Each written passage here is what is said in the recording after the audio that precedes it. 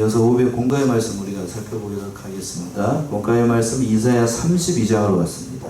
32장 1절에서부터 20절까지 말씀의 제목은 그리스도의 공의로운 통치. 이게 말씀의 제목을 잡았어요. 누구의 공의로운 통치라고요? 그리스도의 공의로운 통치. 자, 오늘 본문의 말씀 32장은 예수 그리스도의 공의로운 통치를 예언한 그런 말씀, 궁극적으로 그걸 예언하고 있는데, 역사적으로는 신학자들이 히스기야를 통해서 이 일이 이루어지지 않는가 이렇게 추정을 하고 있습니다. 어쨌든 20절까지 있는 본문의 말씀을 세 개로 대지를 나눴는데 1절부터 8절까지 공의로운 통치와 은혜가 임하게 될 것이다. 그리고 두 번째는 그럼에도 불구하고 남쪽에 있는 유다는 하나님께서 징계할 것을 선언을 하셨습니다. 9절부터 14절. 마지막으로 15절과 50절은 남유다를 향해서 하나님께서 다시 회복을 약속을 하신 언약을 세우신, 하나님께서 그러니까 이 남쪽에 있는 유다를 징계하시는 목적도 결국 그들의 신앙을 바로 세워서 회복하고 하나님 백성다운 사람으로 세우기 위한 거예요. 그 말씀을 이렇게 말씀하고 있습니다. 공의로운 통치가 임하게 될 것이다. 장차 한 왕이 이르게 될 것이라는 것인데 1절 보시면, 보라, 장차 한 왕이 의로 통치할 것이요 방백들이 공평으로 종사할 것이며. 보라, 성경에서 이런 표현들이 가끔 나오는데, 보라, 반드시라는 의미도 담겨 있는데, 장차 한 왕이 의로 통치하게 될 것이다. 그래서 장차 한 오실 왕, 한 왕이라고 하는 건 앞에서도 언급한 것처럼 역사적으로는 히스기야 왕으로 생각을 합니다. 히스기야 왕이 다윗 이후로 가장 의롭게 통치를 했던 왕이기 때문에 그걸 염두에 두고 유다의 왕들 가운데에 종교적인 개혁을 일으켜가지고 선정을 베풀었던 아주 일대의 획을 그었던 왕을 들라라 보면 바로 히스기야를 들 수 있고, 그리고 그 이제 그 조금 지나서 요 마지막 이스라엘의 타오르는 불꽃 요시야죠, 요시야. 그게 그 왕이 있었습니다. 그러니까 아무튼 히스기야가 그 모든 역사를 뒤집어 엎어서 바알을 섬기고 우상을 섬겼던 그 모든 것을 다 개혁을 했던 의로운 왕으로 평가를 하기 때문에 역사적으로는 그렇게 얘기를 하는 거고, 이건 궁극적으로 중요하죠. 장차 한 왕은 누구를 가리키는가 하냐면 이스라엘의 그리스도, 바로 예수님을 상징적으로 표현하는 겁니다. 예수 그리스도가 다스리는 나라는 공평과 그 모든 것으로 다스리기 때문에, 그 하반절에 있는 것처럼 의로 통치할 것이기 때문에 방백들이 뭘로 정사를 한다? 공평으로. 우리 개혁성경 공평으로라고 되어 있을 거고, 개정판은 뭐라고 되어 있습니까? 정의로, 정의대로, 말씀대로. 히브리 원어는 미슈파트예요. 미슈파트라는 얘기는 법정적인 의미에서의 공평을 이루는 거예요. 오늘날 법 앞에 모든 사람이 평등해야 되는데, 예전에도 그랬고 지금도 그렇고 모든 사람들이 법 앞에 평등한가? 우리나라 형편을 봐도 법 앞에 평등한가요? 그렇지 않죠. 그러나 하나님이 다스리시는 나라, 장차 오는 그리스도께서 이루실 나라는 그 모든 것이 공평과 정의로 이루기 때문에, 그리스도께서 통치하신 나라는 정의가 충만하고 공의가 충만한 불의와 거짓이 없는 그러한 나라로 세우시고 통치하실 것이라는 겁니다. 그리고 그 나라가 임하게 되면 2절 말씀 보시면 2절, 또 그 사람은 광풍을 피하는 곳, 폭우를 가리우는 곳 같을 것이며 마른 땅의 냇물 같을 것이며 공비한 땅의 큰 바위 그늘 같으리니. 또 그 사람은 광풍을 피하는 곳, 폭우를 가리키는 곳, 가리우는 곳 같을 것이다. 이제 역사적으로는 히스기야 왕이나 요시야를 들고 있습니다만, 그러나 뒤에 있는 내용들을 보게 되면 히스기야나 요시야는 인간적으로 허물이 있었습니까? 없었습니까? 있었지요. 히스기야도 그렇죠. 다윗도 역시 허물이 없었고, 오늘 오전에 살펴봤던 솔로몬도 허물이 있습니까? 없습니까? 있어요. 모든 왕들, 유대의 선하다고 왕들 다 얘기를 해도 인간적으로 허물이 있어요. 그러니까 이 사람, 여기도 얘기하고 있는 이 사람은 역사적인 인물보다도 장차 임하게 될 영원하신 왕 되시고 우리의 구원자가 되시는 바로 예수 그리스도를 예표하는 겁니다. 그 하반절에 있는 것처럼 포구를 가려우는 것 같을 것이고 마른 땅의 냇물과 같을 것이고 곤비한 땅의 큰 바위 그늘과 같이 영원한 안식처가 되어주시고 우리가 피난처가 되어주실 졸지도 주무지도 아니하시고 우리를 형편을 돌보시는 그런 하나님이 될 것을 이렇게 얘기를 하는 거죠. 자, 한 번 더 찾아볼까요? 시편 121편이죠. 121편 5절에서부터 8절. 성도들이 참 좋아하는 성경 구절 가운데 한 구절인데 시편 121편 5절에서부터 8절.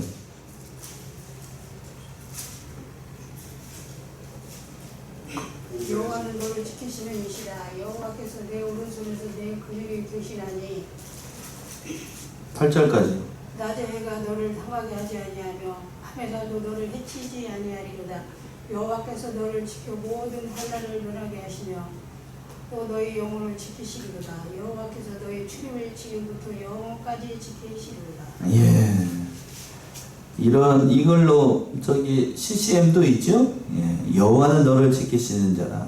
여호와께서 내 우편에 내 그늘이 되시니 낮에 해가 너를 상치 않으며 밤의 날도 너를 해치 못하니 여호와께서 너를 지켜 모든 환난을 면케 하시며 또 영혼을 지키시려다.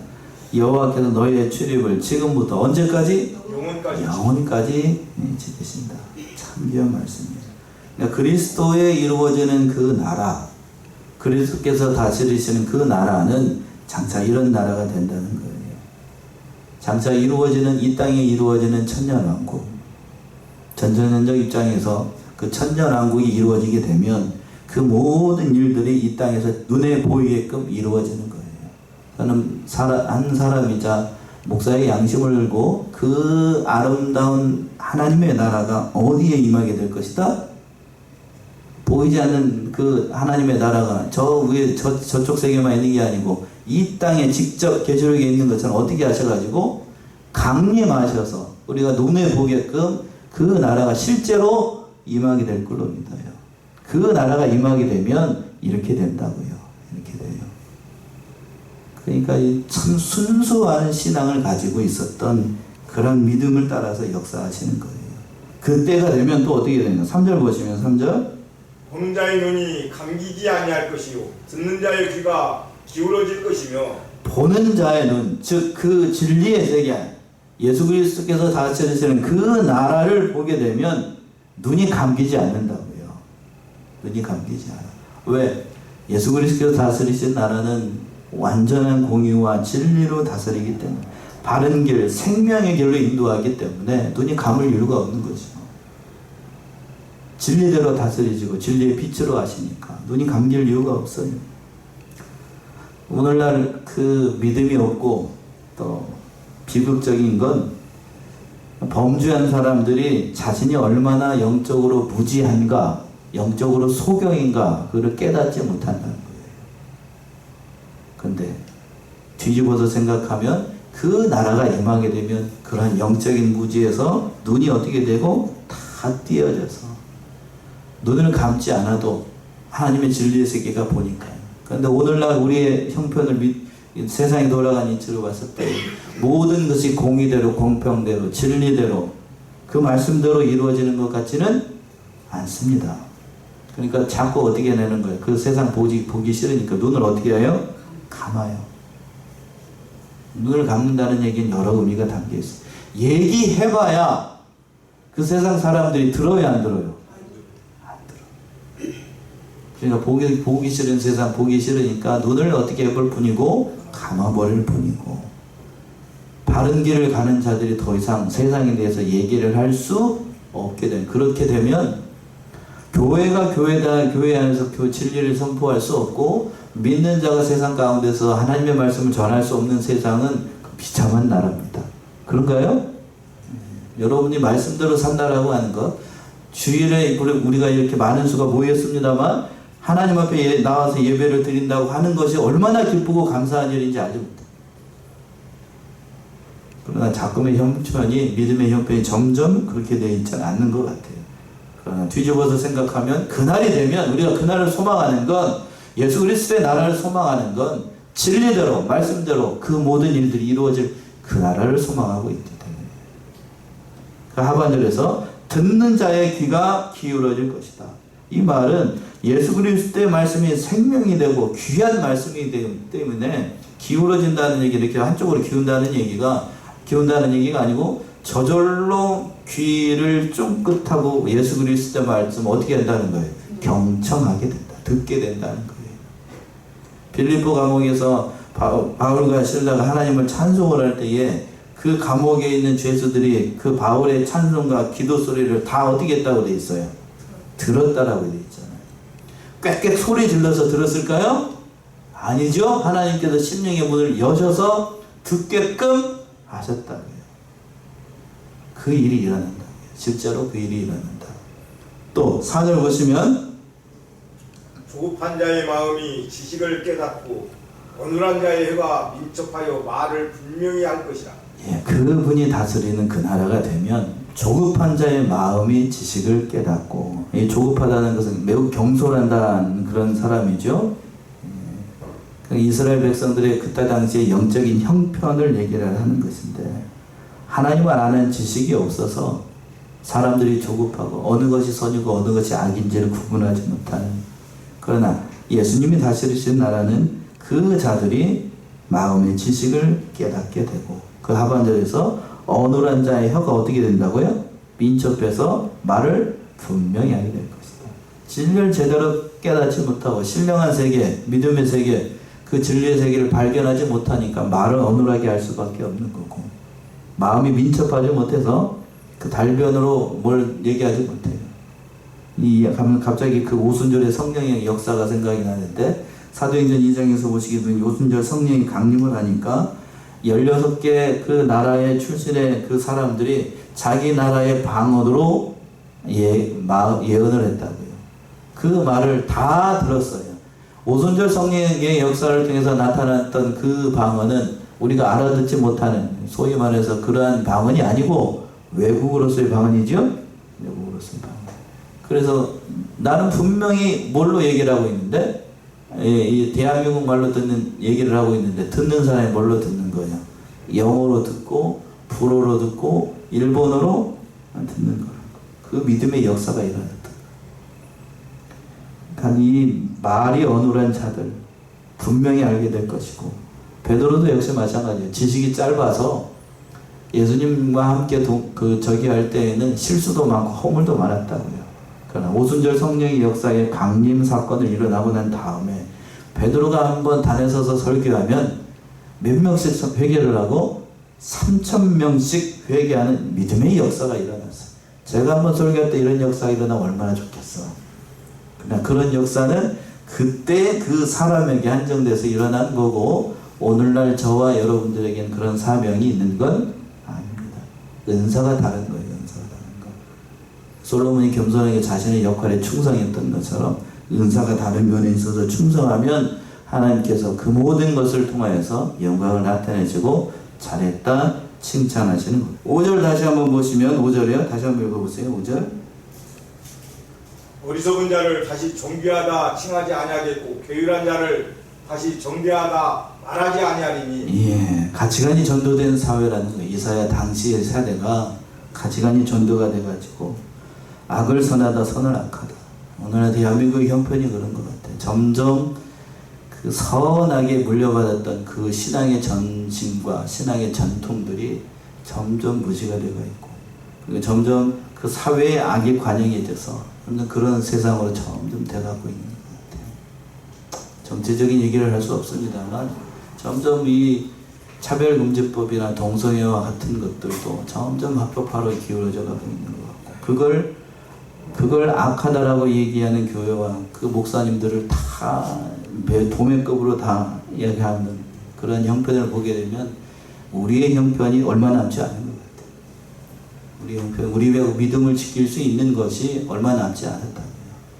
그러니까 그 아픈 현실을 보면서 우리가 우리의 놓여져 있는 현실을 직시를 해야 됩니다. 차별금지법이 통과가 되고 그 모든 것이 합법화되게 되면 제가 여기서 선을 선하다고 얘기할 수 없어요. 악을 또 뭐하다고? 악하다라고 얘기할 수 없습니다. 차별금법이 통과되면 여러분이 하나님을 아버지라고 부를 수 없습니다. 뭔 얘기예요? 하나님, 아버지, 또 뭐라고 해야 돼요? 뒤에다 뭐가 붙여야 돼요? 어머니라는 말이 붙어야 돼요. 왜? 이게 무서운 세상이 된다니까? 그냥 하나님을 뒤에 아버지라는 말 안 붙이고 그냥 하나님이라고만 해야 돼. 아버지라고 표현하면 안 돼. 남자와 여자 얘기할 수 없게 된다. 그러니까 무서운 세상으로 도래하고 있어요. 이사야 당시가 그런 세상으로 점점 가고 있다. 그걸 안타까운 마음으로 이렇게 얘기를 하고 있는 거예요. 그런데 그날이 되면 예수님이 다짐하신 그날이 되면 그것이 온전한 날로 임하게 된다는 얘기입니다. 6절 보시면 또 6절 이는 어리석은 자는 어리석은 것을 말하며 그 마음에 불의를 품어 간사를 행하며 회악한 말로 여호와를 거스리며 줄인 자의 심령을 비계하며 목마른 자의 마시는 것을 없어지게 함이며 예, 이는 어리석은 자의 어리석은 것을 말하고 그 마음에 불의를 품어 간사를 행하며 패역한 말로 여호와를 거스린다. 그때 당시에 형편을 얘기를 하는 거죠. 어리석은 자가 어리석은 말을 하고 또 그 마음에 불의를 품어서 간사한 말을 하고 패역한 말로 여호와를 거스린다. 이 한마디 6절에 있는 이 한마디 말씀들로 그때 당시 믿음의 형편을 반영을 하는 거죠.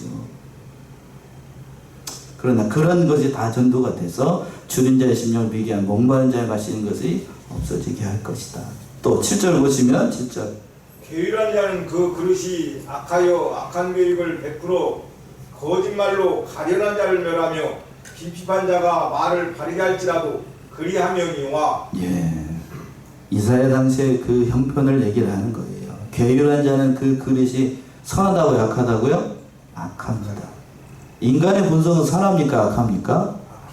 악합니다. 누구를 보면 선한지 악한지를 알죠? 옆에 있는 아내와 남편을 보면 그런 거예요? 나를 보면 그렇지. 내가 선한지 악한지는 여러분 자신과 그리고 누가 하냐면 하나님이 알아요. 마음을 좁히시고 마음을 살피시는 하나님께서 그 인간의 본성이 어떠한지를 잘 아신다고요.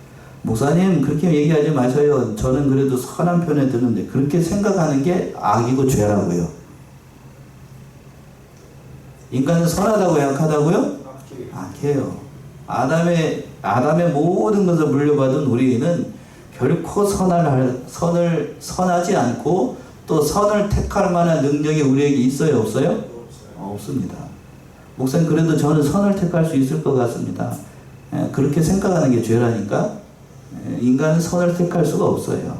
하나님이 강권적으로 어떻게 하시면 그 인생 가운데 친히 어떻게 하시면 임재하시고 개입하시면 성령의 능력으로, 내 능력이 아니에요. 성령의 능력으로 뭐를 택할 수 있어요? 선을 택할 수 있어요. 그러니까 하나님께서 우리 인생 가운데 어떻게 하셔야 돼요? 개입하셔야 됩니다. 개입하는 게 은혜입니다. 아멘이십니까? 개입해야 돼요. 개입하는 게 오늘 본문의 말씀에서도 하나님께서 이스라엘을 어떻게 하신다? 가만 놔두지 않고 어떻게 하신다고? 징계하신다고요. 징계하는 게 하나님의 역사 가운데 친히 어떻게 하시는 거예요? 가만 놔두지 않고 개입하시는 거라고. 개입하시는. 자, 거기까지 하고 또 8절 보시면 8절. 고명한 자는 고명한 일을 도모하나니 그는 항상 고명한 일에 서리라. 그런 가운데에서도 고명한 자. 개혁성경은 고명한 자라고 해요. 개정판은 뭐라고 번역을 했습니까? 8절? 8절 한번 읽어보세요. 존귀한 자는 존귀한 일을 기억하니 그는 항상 존귀한 일에 서리라. 예, 존귀한 자.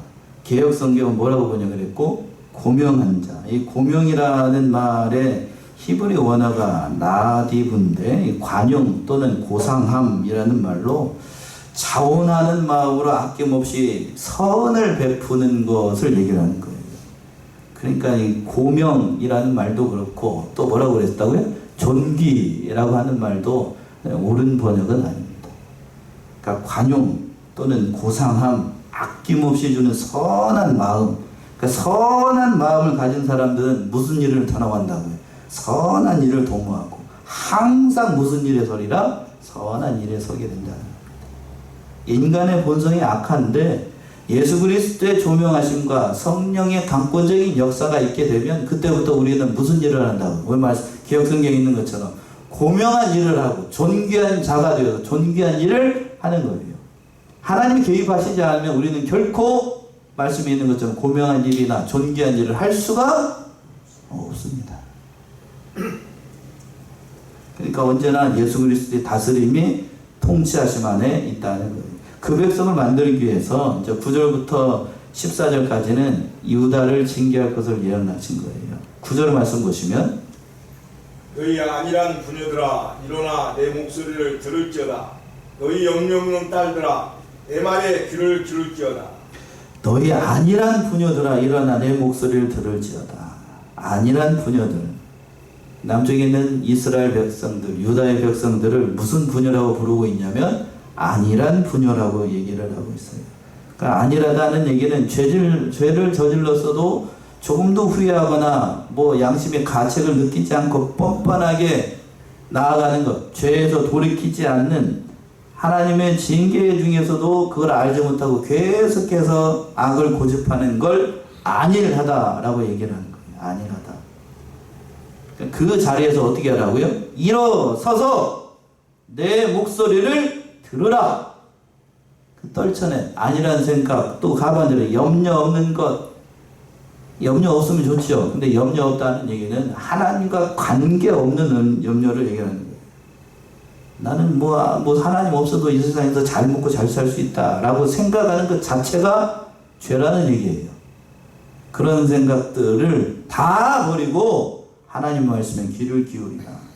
그 10절 보시면 너희 염려 없는 여자들아 1년 남짓이 지나면 너희가 당황하여 하리니 포도수확이 없으며 열매 거두는 기한이 이르지 않을 것임이라. 너희 염려 없는 여자들아 1년 남짓이 지나면 너희가 당황하여 하리라. 예언을 하는 것인데 이 말씀 그대로 사내립이 예루살렘을 침범을 해가지고 1년 뒤의 일입니다. 엄청난 재앙을 몰고 왔어요. 그때가 되면 포도 수확이 없고 열매를 거두는 수완이 전쟁의 상황이 혹독하기 때문에 농사를 짓는 게 뭐예요? 포도 수확할 겨를도 없고 사느냐 죽느냐 하는 판에 농사가 무슨 소용이 있냐고. 그걸 이렇게 예언하는 거고. 또 11절 보시면 너희 안일한 여자들아 떨지어다. 너희 염려 없는 자들아 당황하여 할지어다. 옷을 벗어 몸을 드러내고 배로 허리를 동일지어다. 예, 너희 안일한 여자, 계속해서 안일이라는 말을 얘기하고 있어요. 얼마나 허랑방탕하게 믿는 일을 열심을 하지 않고 하나님과 상관없는 관계없는 삶을 살아가고 있었는지 그때 당시 유다의 형편을 이스라엘의 형편을 단적으로 보여주는 말이 안일하다는 거예요. 우리도 이러한 자리에 빠지게 되면 참으로 돌이킬 수 없는 그 죄악의 길에 들어설 수밖에 없다는 사실을 늘 조심해야 됩니다. 이스라엘의 믿음의 형편을 표현을 할 때 이사야는 이렇게 표현을 했고 아모스 선지자는 이렇게 얘기를 했습니다. 얼마나 안일하고 평안한 삶을 한번 볼까요? 여러분은 두려울 수도 있어. 아모스 6장 3절에서부터 6절. 아모스 3장 6절에서부터 살짝 3절에서부터 6절. 6장 아모스 6장 3절에서부터 6절.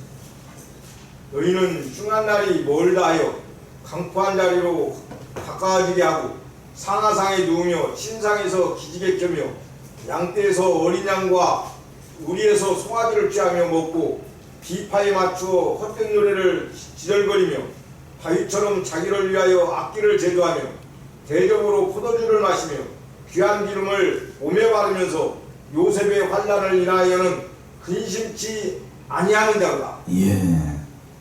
얼마나 안일하고 평안한 삶을 살았는지 단적으로 보여주는 거예요. 아모스 선지자가 그때 당시에 형편을 얘기를 하면서. 아마 근데 여기 현대 기독교인들 가운데 이런 삶을 살다라고 하면 아이고 복 받았네 그리고 좋아할 만한 사람들 많을걸? 한번 볼까요? 너희는 흉한 날이 멀다 하여 강포한 자리를 가까워지게 하고 뭐라고 그랬냐면 3절에 4절에서 뭘로 만든 상에 누웠다고요? 상하상에 누웠대. 코끼리 상하로 만든 상에 눕고 그리고 거기서 늦게까지 잠자고 침상에서 뭐하고? 기지개 크고 양떼에서 어린 양과 우리에서 송아지를 취하여 먹고. 송아지 고기 맛있나요? 어린 양의 맛있습니까? 요즘은 어린 닭은 많이 여러분들이 드실 거예요. 어린 닭이 뭐예요? 삼계탕, 치킨. 그 여러분들이 드시고 있는 삼계탕과 양계닭이 한 달 큰 건 아십니까? 치킨, 제가 제 어머니가 옆에 있으니까 치킨 농장에 가서 일어나니까 딱 한 달 키워요, 닭을. 육계닭 한 달 키운다고요? 그 한 달 키운 닭을 여러분들이 만년 기름에 튀기고 어디에다가 넣고 도가니탕에다가 넣고 삼계탕으로 드시는 거예요. 몇 달 컸다고? 한 달. 아주 야들야들하니 이게 싶으면 저기 다리가 잘 뽑히잖아요. 큰다고. 아무 그 어린 게 어렸으니까 맛있겠지. 그게 복인가. 그 하반절에 본문 돌아서 5절에서 보시면 그러면서 비파에 맞춰 무슨 노래를 짓거리고 헛된 노래를 짓거리고 헛된 노래를 짓거리면서 다윗처럼 자기를 위하여 또 뭐를 만들고 악기를 만들고.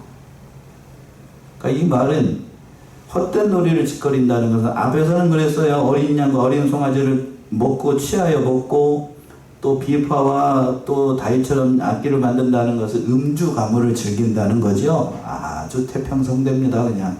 그러면서 뭐라고 6절에서 보시면 대접으로 또 뭐를 마셔요? 저 귀한 포도주, 귀한 술은 대접으로 만든 게 아니고 조그마한, 여러분 성찬식 할 때 조금 주잖아요. 포도주도 아니고 포도즙인데 그걸 그렇게 주는데 여기서는 뭘로 포도주를 마신다고? 대접으로. 얼마나 먹고 마시는지 알 수가 없어. 그러면서 귀한 기름을 먹는 것도 아니고 음식에 뭐르는 것도 아니고 어디에다가 발라? 몸에 바르지 마세요. 몸에 바르고 요셉의 환난을 위하여는 근심하지 않는다. 육신적으로 봤을 때는 이들이 복 받았습니까? 복 안 받았습니까? 이렇게 살고 있는데 복 안 받았다고 하는 사람, 그 사람이 수상한 거지. 복 받은 거죠, 육신적으로 봤을 때. 그러나 그것이 하나님의 관점으로 봤을 때는 복이 아니었습니다. 복이 아니라고. 얼마나 아니라고 부패하고 죄악에 쩌든 인생을 살고 있었는지 알 수가 없다고요. 단적으로 표현해 준 거라고요. 오늘날 한국의 기독교의 믿음의 형편이 더 그렇다고요.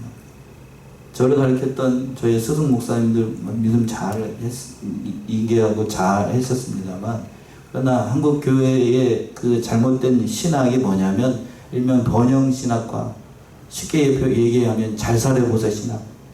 예수 믿으면 못 받습니다.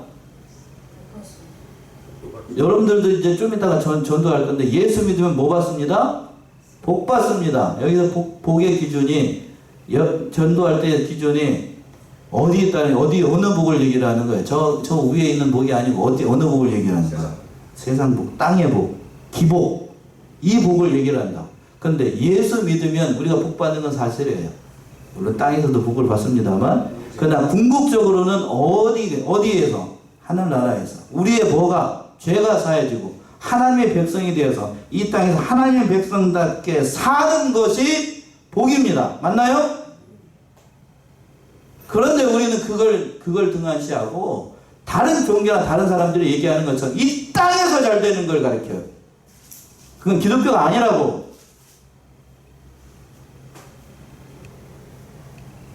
근데 오늘 본문의 말씀도 역시 마찬가지예요. 이스라엘 백성들 먹고 마시니까 짐승처럼 잘 되고 잘 되는 게 실제로 근심 걱정 없이 사는 게 복인 줄 알아. 그게 아니라고. 기독교에서 얘기하는 건 그 얘기를 하고 있지 않아요. 거기까지만 얘기합시다. 진도 나가야 됩니다. 12절 본문 돌아서 12절. 좋은 밭을 위하며 열매 많은 포도나무를 위하여 가슴을 치게 될 것입니다. 예, 그것만을 위해서 살면, 땅의 것만 위해서 살게 되면 어떻게 하냐. 좋은 밭을 위하며 열매 많은 포도나무를 위해서 뭐를 치게 될 것이다? 가슴을 치게 돼. 왜? 그 모든 것들이 다 어떻게 되니까? 다 사라지게 되니까. 사라지게 되니까. 그리고 13절 보시면 13절. 형국과 진료가 내 백성의 땅에 나며 희락의 성읍 기뻐하는 모든 집에 나리니. 이 형국과 진료. 아담이 범죄하고 난 다음에 하나님께서 내리신 그 저주 가운데 하나지요. 땅은 너로 인하여 저주를 받아서 뭐를 내고 가시덤불을 내게 될 것이다. 창세기 3장 18절 시간 관계 찾아보지 않겠지만 그 말씀이 그 이스라엘 가운데 그대로 역사를 하게 되고 희락의 성읍 예루살렘의 다른 병명이에요. 그 성읍이 기뻐하는 집에 하나님의 징계로 말미암아 거기에서 풀이 나고 형극이 난다. 엄청난 징계를 얘기하는 겁니다. 14절 보시면 또 대저 궁전이 폐한 바 되며 인구 많던 성읍이 장막하며 산과 망대가 영영이 구렬이 되며 들나귀에 증기하는 곳과 양떼에 풀 먹는 곳이 될 것이며와 대저 궁전이 회파가 되고 예언하는 거지요. 예루살렘 성이 함락이 되고 저기 봤던 솔로몬 성전도 어떻게 되고 무너지게 되고 다 회파가 되고 다 정막강산이 될 것이다. 이대로 이루어졌습니까? 안 이루어졌습니까? 이대로 이루어졌죠. 이대로 이루어졌어. 그러나 그 모든 역사를 다 허락을 하신 이유는 정말로 그들이 뭐를 버리고 이 세상 이 땅의 것을 버리고 온전히 하나님의 백성으로 살도록 하기 위해서 그러한 땅의 복만 바라보지 말고 성령께서 임하시는 그 복을 궁극적으로 가르쳐 주시기 위해서 그 말씀을 하시는 겁니다. 그 말씀이 마지막 세 번째 대지 15절 이하에 나와 있어요. 15절 보시면 필경은 위에서부터 성신을 우리에게 부어주시리니 광야가 아름다운 밭이 되며 아름다운 밭을 삼림으로 여기게 되리라. 15절 오늘 말씀에서 가장 중요한 말씀인 것 같아요. 15절 우리 같이 합독합시다. 15절 시작. 필경은 위에서부터 성신을 우리에게 부어주시리니 광야가 아름다운 밭이 되며 아름다운 밭을 살림으로 여기게 되리라. 개혁 성경은 번역은 이렇고 개혁 개정판 한번 읽어보세요. 아름다운 밭을 숲으로 여기 15절 처음부터 마침내 위에서부터 영을 우리에게 부어주시니 광야가 아름다운 밭이 되며 아름다운 밭을 숲으로 여기게 되리라. 마침내라고 되어 있죠. 마침내. 그리고 위에서부터 뭐를 부어주신다고? 개혁 성경은 성신, 개정판은 뭐라고 되어 있어요? 영. 성신, 영. 누구를 가리키는 거예요?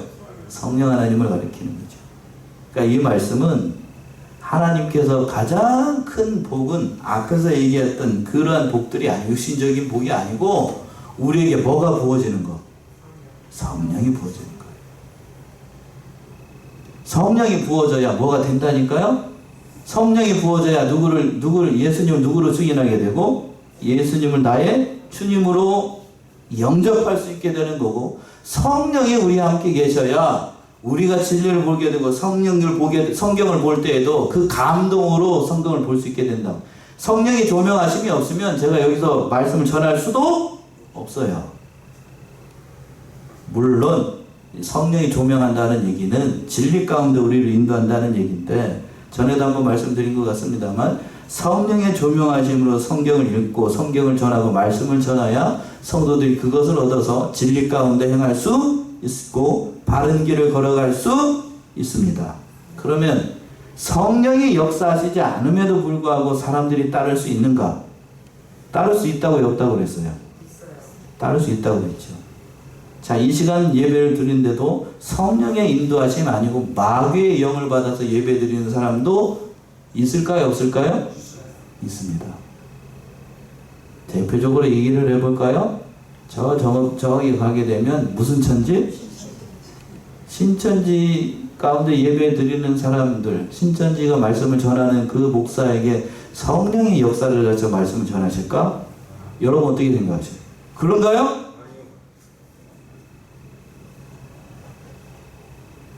그건 잘못된 거라.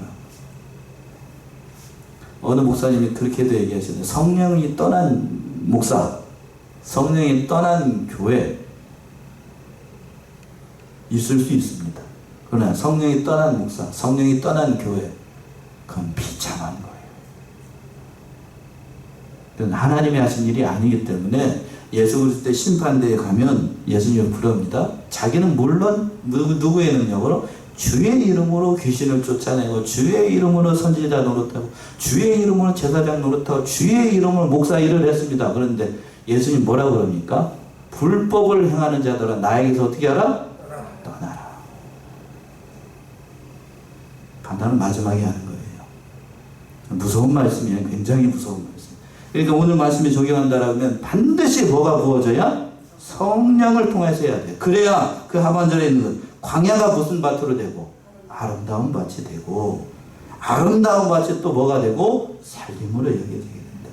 그리고 또 16절을 보시면 그때 공평이 광야에 거하며 의가 아름다운 밭에 있으리니 성령이 부어잖아. 그때야 공평이 광야에 거하게 되고 의가 또 아름다운 밭이 되게 되고 또 17절 보시면 의의 공효는 화평이요 의의 결과는 영원한 평안과 안전이라. 그래야만 성령이 함께 하셔야만 의의 공효, 이 공효라는 것은 작품, 소출, 결과물을 얘기를 하는데 그러니까 의의 결과물은 뭐이고 화평이고 그 결과라고 되어 있죠. 의의 결과는 영원한 평안과 안식이 된다는 거예요. 이 모든 일을 이루시는 것은 바로 성령께서 예수 그리스도를 통해서 이루신다는 거예요. 오늘날 이 말씀도 우리 안에 계신 성령을 통해서 이루시고자 하시는 거예요. 18절 보시면 또 내 백성이 화평한 집과 안전한 거처와 조용히 쉬는 곳에 있으려니와 그런 나라가 임하게 되면 영원한 안식과 영원한 평강을 누리게 됩니다. 마지막 19절 20절 먼저 그 산림은 우박에 상하고 성읍은 파괴되리라. 모든 물가에 씨를 뿌리고 소와 나귀를 그리로 모으는 너희는 복이 있느니라. 먼저 그 살림은 우박에 상하고 성읍은 파괴된다는 것은 택한 백성들이 징계를 받은 후에 환난을 당한 후에 그리고 하나님께 돌아온다는 겁니다. 그리고 난 다음에 물가에 씨를 뿌리고 또 소와 나귀를 그리로 모으는 것처럼 하나님께서 그 백성을 모으셔서 영원한 복락 가운데 인도하실 것을 이렇게 말씀하고 있는 때문이에요. 오늘 이 귀한 말씀을 통해서 정말로 그리스도의 온전하신 통치 그걸 바라보고 또 특별히 세상적인 복만 바라보지 말고 우리 안에 뭐가 부어진 것? 누가 부어진 것? 성령이 부어진 것. 그것이 가장 큰 복이라는 사실을 깨달아서 그 말씀 가운데 진리의 길을 걸어나가는 저와 여러분들이 다 되시기 바랍니다. 기도하겠습니다.